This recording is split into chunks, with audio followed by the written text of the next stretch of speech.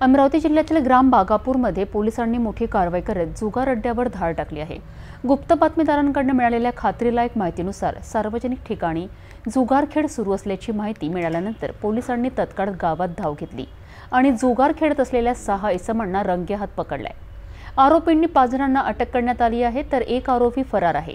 या कारवाईत पकडण्यात आलेल्या आरोपींमध्ये पंडित गोमाजी पवार, लक्ष्मण विश्वनाथ उके, आकाश सुभाष पवार, चरण भीमराव पवार, राजेंद्र रमेश मोहिते यांचा समावेश असून आरोपी जितेंद्र उत्तम पवार हा फरार आहे।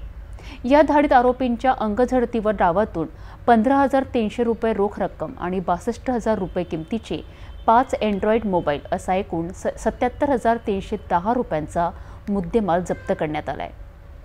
गावात सार्वजनिक ठिकाणी जुगार खेळणाऱ्या टोळक्यांवर पोलिसांनी घेतलेली ही कारवाई अनेकांकरिता धडा ठरणार आहे।